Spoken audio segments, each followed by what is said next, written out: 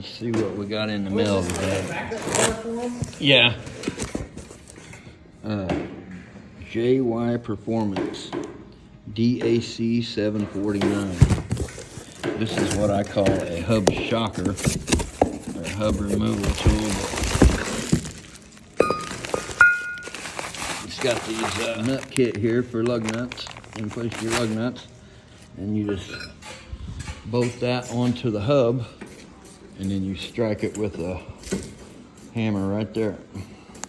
So I will make a video of me actually using it. I think it was $46.99 on Amazon.